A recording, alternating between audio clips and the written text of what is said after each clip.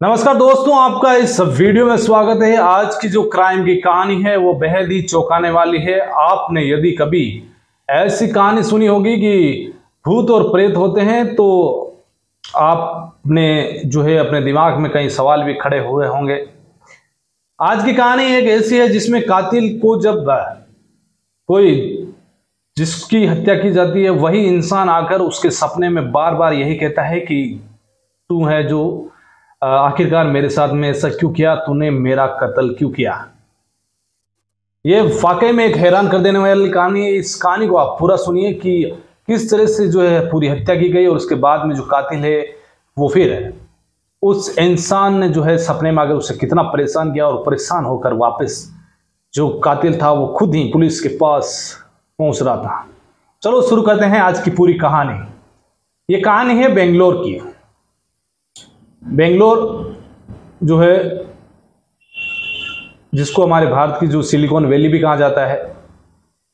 बेंगलोर में बात है 2010 की, 9 फरवरी 2010 की। यहां पर एक पुलिस स्टेशन का एक जो है बिल्डिंग का इनॉग्रेशन यानी कि उद्घाटन हो रहा था। नई बिल्डिंग पुलिस की, नया थाना खुला, उसकी बिल्डिंग जो है उसका उद्घाटन, नया पुलिस स्टेशन जो आप लोगों के लिए जो वहाँ पर आसपास के लोगों के लिए वहाँ पर थाना खुल रहा था। ये पुलिस स्टेशन जिसका नाम माइको लेआउट पुलिस स्टेशन, इसका उद्घाटन करने के लिए वहाँ के जो बेंगलुरु के पुलिस कमिश्नर सहित बड़े अफसर 9 फरवरी 2010 को इस माइको लेआउट पुलिस स्टेशन का जो है बिल्डिंग का उद्घाटन करने के लिए आ रखे थे। इधर जो है इस थाने के नए इंचार्ज राजेश के साथ पूरा पुलिस स्टाफ। अब इस पुलिस स्टाफ को प्रशस्ति पत्र यानी कि नए थाने की जिम्मेदारी सौंपने का के साथ साथ इनके द्वारा पिछले आसपास के क्षेत्रों में किए गए काम को लेकर भी उन्हें जो है पुलिस कमिश्नर के माध्यम से उन्हें सम्मानित करना था।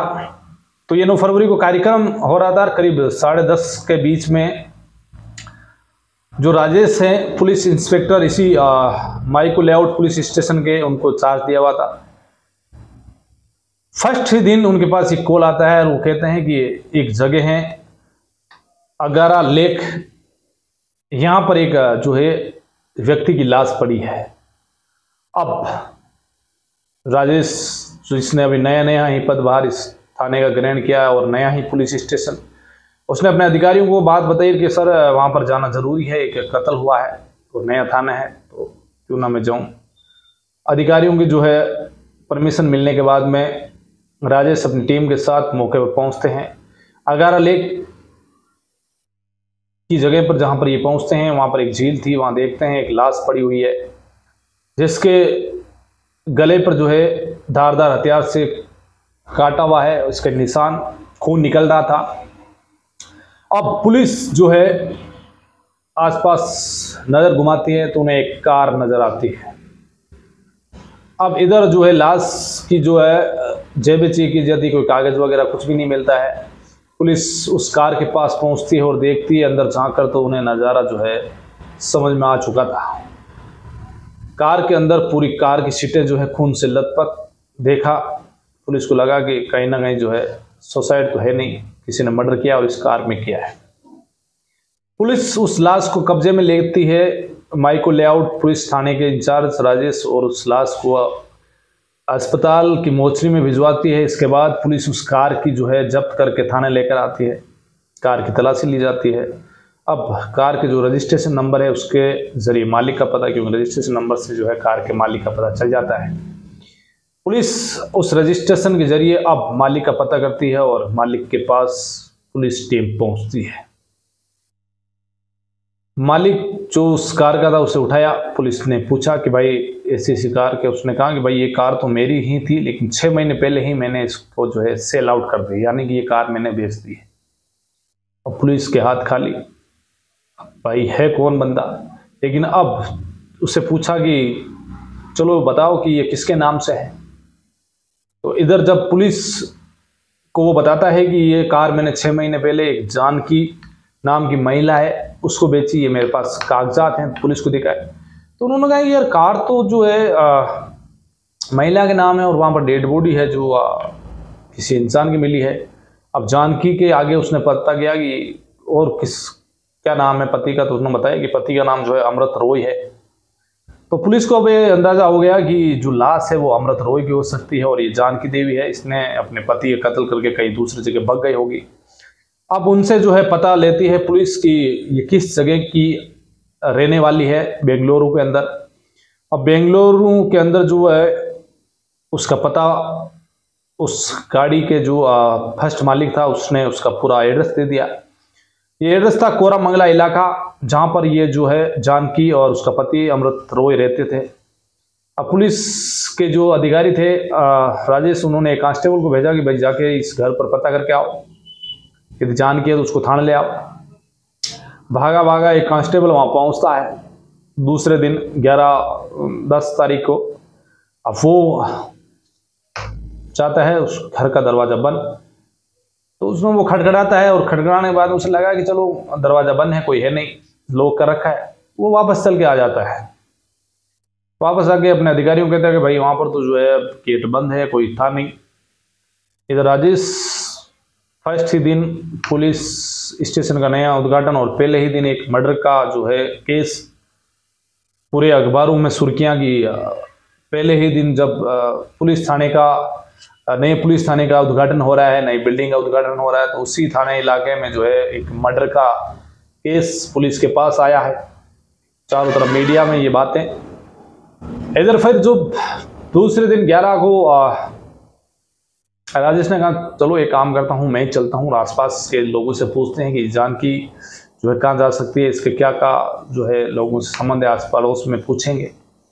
राजेश वहाँ पहुँचता है और जब राजेश पहुँचता है अपनी टीम के साथ, वो देखता है कि कौन सा मकान है, मकान के पास जाता है, उस दरवाजे के पास जाता है। उसे लगा कि यार ये तो बिल्कुल जो है वो एकदम धक्का लगाता है और दरवाजा खुल जाता है। उसने कहा कि यार इसके तो ताला भी नहीं लगा हुआ है।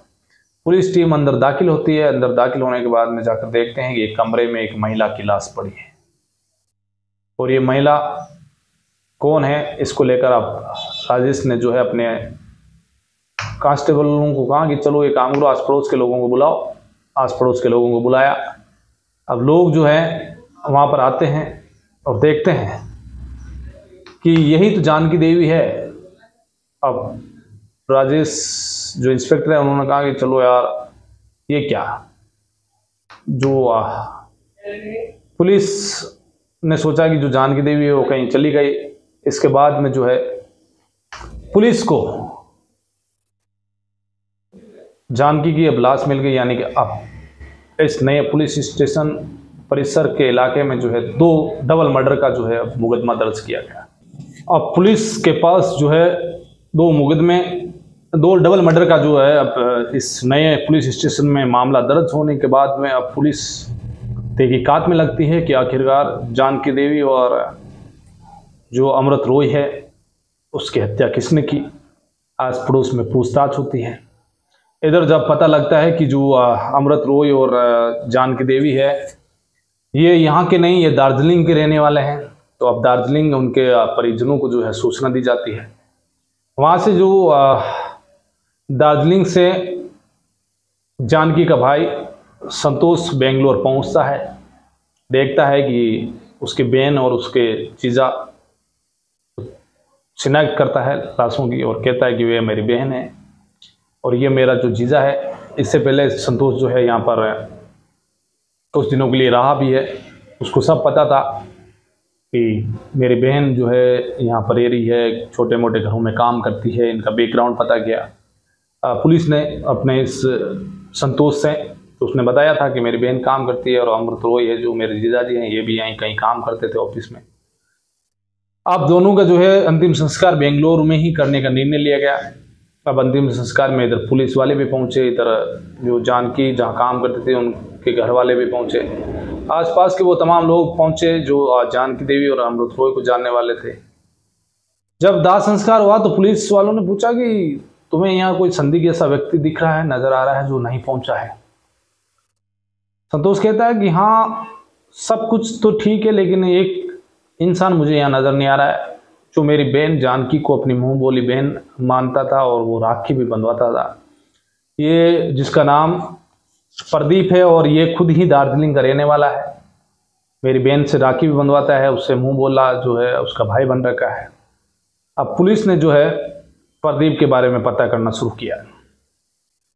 इधर जब पुलिस को ये क्लू मिल चुका था कि प्रदीप जो है इसका मुंह बोलिया भाई, हो सकता है कि उसने ही कुछ कत्ल किया हो पैसों को लेकर, तो इधर संतोष ने बताया कि अमृत रॉय ने कुछ दिन पहले ही जो उनके जीजा थे उन्होंने प्रदीप को बताया था कि मेरे पास कुछ पैसे हैं 10-12 लाख रुपए, और मैं इनसे जो है बेंगलोर के अंदर ही एक प्लाट लेने का विचार बना रहा हूँ, यहाँ पर ही मकान बनाऊंगा। तो ये बातें सब जो है अमृत रॉय ने प्रदीप को बताई थी। हो सकता है कि पैसों के चक्कर में उसने अपने जीजा का कत्ल कर दिया हो, क्योंकि अमृत रॉय मुंह बोला जीजा भी था। इधर संतोष ने ये बातें बताने के बाद पुलिस ने जो है अब धीरे धीरे इधर जो प्रदीप का मोबाइल फ़ोन था वो गुम था, तो उसके मोबाइल नंबरों को जो है सर्विलांस पर डाल दिया गया कि कहीं ना कहीं कभी चालू होगा तो पता चल जाएगा। इधर नंबर खंगालने शुरू किए, देखा तो फिर प्रदीप और जो अमृत रॉय है उसके कई मोबाइल नंबर्स उनको जो है संतोष ने प्रोवाइड कराए थे पुलिस को। एक दिन अचानक जो है अमृत रॉय का फ़ोन जो है एक्टिव होता है, और पुलिस के पास जब पता चलता है कि नंबर एक्टिव हो चुके हैं, तो इधर पुलिस एक महिला से जो कांस्टेबल थी उससे आम नागरिक बनकर उस नंबर से कॉलिंग करवाया। तो एक शख्स ने उठाया और बोला कि हाँ मैं आसपास से ही बोल रहा हूँ, क्योंकि ये लोकेशन जो है पुलिस को दिखा रहे थे कि बेंगलोर से मात्र 70 किलोमीटर दूर ही ये नंबर एक्टिव है, और ये नंबर जो है यूज़ करने वाला इंसान है वो बेंगलोर की तरफ ही आ रहा है। पुलिस उसके नंबर पर नज़र रखी, वो जैसे ही बेंगलोर से पहले उसको दबोच लेते हैं। अब पुलिस ने सोचा कि चलो यही कातिल है प्रदीप का और जानकी का, उससे पूछताछ होती है। उसने बताया कि मुझे तो बेंगलोर के अंदर एक टूटा फूटा मोबाइल मिला, उसमें ये सिम कार्ड था, क्योंकि ये बात है 2010 की। तो उस टाइम में टॉक टाइम जो है अपने मोबाइल फ़ोन में आपको पता होगा कि रिचार्ज कराने होते थे, जब बैलेंस कराना होता, इंटरनेट इतना नहीं था, डाटा वगैरह। तो बाद में बड़ी बड़ी कंपनी आई और फिर उनके जरिए जो है फिर अपने को इतना कुछ मिल रहा है। अभी 2010 की बात है। उसने कहा कि मैंने जो है मोबाइल तो फेंक दिया क्योंकि टूटा फूटा था पूरा, और जो सिम कार्ड था वो निकाला और मैंने मोबाइल में डाला, चेक किया कि उसमें टॉक टाइम है, तो मैंने सोचा कि यूज़ करके सिम फेंक देंगे। पुलिस ने जो है अब उसके कहने पर सारी जांच पड़ताल की, लगा कि ये तो कातिल है नहीं, उसे छोड़ दिया गया। इधर अब प्रदीप और अमृत रॉय के जो नंबर हैं उसको खंगाला गया। तो प्रदीप के नंबरों से 3 लोगों से बात हो रखी थी, उनसे लगातार बात हो रही थी।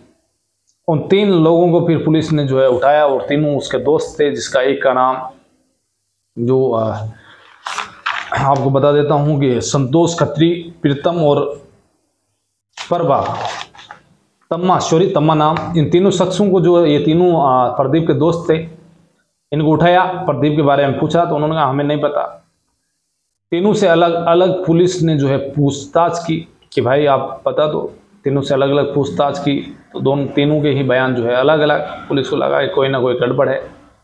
फिर पुलिस ने अपना दिमाग लगाया कि वो तो ये बोल रहा है कि तुमने ऐसा किया, उसने कहा कि तुमने ऐसा किया, और वो फिर एक बंदा टूट गया।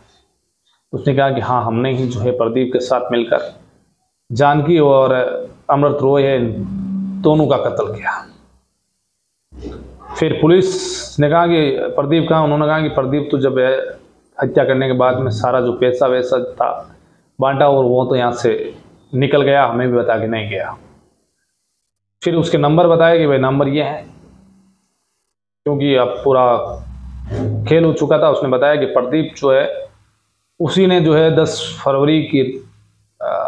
फरवरी का ये कहा था कि हमें जो है उसके घर चलना है। प्रदीप के घर पे गए, चारों खाना खाया, और फिर प्रदीप को कहा कि नई कार ली थी, क्योंकि अपनी बीवी से बहुत प्यार करता था। उसने जानकी के लिए कार भी ली थी, और उसके पास पैसे थे। ये बात सब प्रदीप को पता थी। तो फिर प्रदीप ने जो है सोचा कि भाई ये मुंह बोला अपना जीजा साला है प्रदीप। अमृत रॉय ने बोला, अमृत रॉय ने कहा कि चलो एक काम करता हूँ, मैं तुम लोगों को छोड़ के आ जाता हूँ घर पे। ये रात के टाइम में निकलते हैं, और जब ये निकलते हैं तो कुछ ही दूरी के बाद जाने के बाद में पेशाब करने का बहाना बनाते हैं कि हमें पेशाब लगा है। पहले से इनके पास वहाँ पर हथियार। फिर उसको अमृत रॉय को नीचे उतारते हैं, उसी गाड़ी में उसका गला काट देते हैं। फिर उसको जो है डेड बॉडी को पास में ही जो ये झील थी, उस झील के अंदर जो अगारा झील थी उसके पास में फेंक दिया। फेंकने के बाद में इन लोगों ने जो है कार को वहीं छोड़ा और चारों फिर सारा पैसा वैसा ले लवा के सब कुछ जो उन्होंने बताया कि हमने फिर वापस प्रदीप और चारों जानकी देवी घर पे गए जब तक उनके पास पैसा नहीं था। उन्होंने बताया कि जो प्रदीप की गाड़ी है पुलिस ने पकड़ ली है और श्री अमृत रॉय की गाड़ी जो है पकड़ ली है, उसका लाइसेंस वगैरह चाहिए तो कागज़ दो हमें। वो जैसे ही कमरे में घुसी पीछे से उस पर हमला करते हैं, उसको भी मार डालते हैं। फिर वहाँ पर सारा जो है पैसे वैसे सारे उसके लुटवा के वहाँ से चारों निकलते हैं और पैसे बांट कर फिर प्रदीप वहाँ से भाग जाता है। ये बात तीनों ने बताई। इधर अब प्रदीप का पता लगाने की कोशिश की कि वो चेन्नई पहुँच गया है। चेन्नई पहुँचा तो उसे अब आपको जो पूरी कहानी है वो मैं और बताता हूँ कि जो प्रदीप के साथ में क्या हुआ। प्रदीप वहाँ से दार्जिलिंग भागने की फिराक में था। यदि दार्जिलिंग चला जाता तो फिर पुलिस के बड़ी लिए बहुत चुनौती हो सकती थी। अब जिस गेस्ट हाउस में उसने जो रिजर्वेशन करा लिया, उसका रिजर्वेशन 4-5 दिन बाद में था। अब रिजर्वेशन कराने के बाद वो गेस्ट हाउस में रुका हुआ है चेन्नई में, तो उसे रात को सपने में जो है जान के आती है और कहती है कि तूने आखिरकार मेरा कत्ल क्यों किया, क्योंकि मुंह बोला तुझे भाई माना, उसके बावजूद भी तूने मेरे हाथ से राखी बंधवाई और तूने कत्ल किया। फर्स्ट रात को उसने यही सोचा कि ऐसे ही आया होगा सपना। दूसरे दिन उसे वापस दिन में भी सपना कि तूने मुझे क्यों मारा बता। ये बात उसने सोचा चलो ऐसे ही आ रहा है। तीसरे दिन उसे और वापस, अब पूरे दिन वो तो जैसे आंख मीचता उसके सामने वही नजर आती है। उसे लगा कि अब मुझे जो है ये नहीं छोड़ेगी जानकी देवी, उसके दिमाग में ये बैठ गया। फिर उसने चेन्नई में ही जो एक रेलवे ट्रैक पर जाता है और वो आत्महत्या की कोशिश करता है, लेकिन कुछ लोग उसे बचा लेते हैं।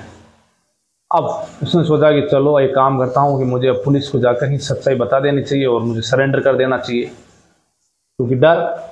और इधर जिस इलाके में ये पहले आसाम वगैरह उधर रह रहा था, तो उस इलाकों में जो टोना टोटके की जो कहानियाँ हैं वो तो वैसे आम है। उसे पता था कि ऐसी आत्माएँ होती होगी और जो है मुझे मार डालेगी जान के, इससे बढ़िया है कि मैं पुलिस को ही बता दूँ। तो उसने अपने एक दोस्त को फ़ोन किया कि मुझे कुछ पैसों की ज़रूरत है और मैं जो है बेंगलोर आना चाह रहा हूँ। और ये बात फिर पुलिस को पता लगी। पुलिस ने उस दोस्त के ज़रिए उसके नंबर से उसे ट्रैक किया। वो इधर बेंगलोर ही आ रहा था चेन्नई से। अब बेंगलोर पुलिस उसका पता जो है, उसका नंबर ट्रेस, उसकी लोकेशन ट्रेस कर रही थी। जैसे ही वो बेंगलोर पहुंचने वाला था उसे पुलिस ने उठाकर फिर पुलिस लेकर आए और फिर उसने पूरी कहानी तो मैं आपको बता ही चुका हूँ। कुछ पैसों के चक्कर में, लालच में उसने बताया कि मेरे जीजा जो मुंह बोला जीजा था अमृत रॉय, उसके पास पैसे थे और मैंने सोचा कि पैसे अपने हाथ आ जाएंगे, जानकी को मार देंगे तो कोई कहने वाला भी नहीं। इसी लालच में मैंने कत्ल कर दिया। लेकिन जानकी देवी मेरे सपने में बार बार आ रही है और मुझे बार बार अपनी हत्या को लेकर वो कह रही है। इसीलिए मैं जो है पुलिस के पास अगर सरेंडर करने वाला ही था, लेकिन आप लोगों ने मुझे गिरफ्तार कर लिया है। तो एक ऐसी कहानी जिसके बाद में जो अपराधी था वो खुद ही, जब जानकी देवी उसके सपने में बार बार आकर कह रही थी, तो वो फिर खुद ही उसके पास पुलिस के पास लौट कर आया गया। यानी कि एक नया ही थाना, जिसका जो है 16वें दिन इसको पकड़ा गया 26 दिन बाद में, यानी कि 16 दिन बाद में 26 फरवरी को इसको गिरफ्तार कर लिया गया बेंगलोर से। इसको जो चेन्नई से बेंगलोर पहुंचा ये प्रदीप। और कहीं ना कहीं जो है एक नए थाने के थानादार राजेश, जिसने इस पूरे मामले को जो है नया थाना था, मात्र 26 दिनों के अंदर ही पूरी जो इस कहानी को सुलझा लिया। इसके बाद इनका कोर्ट में जो है मामला चला अदालत में, और अदालत ने इन चारों लोगों को जो है उम्र कैद की सज़ा सुनाई। फिर इन लोगों ने हाई कोर्ट में चैलेंज किया, हाई कोर्ट में भी इनको उम्र कैद की सज़ा सुनाई गई। यानी कि एक ऐसा कत्ल जिसमें 3 आरोपी पहले पकड़े गए, लेकिन मुख्य आरोपी प्रदीप, जिसने अपनी मुंह बोली बहन का कत्ल किया, फिर उसी ने ही उसके सपने में बार बार आकर कहा और फिर वो खुद ही पुलिस के पास लौट कर आ रहा था, लेकिन पुलिस ने पकड़ा। तो आज की कहानी में बस इतना ही। फिर आपसे मुलाकात होगी किसी कहानी में, तब तक के लिए जय हिंद।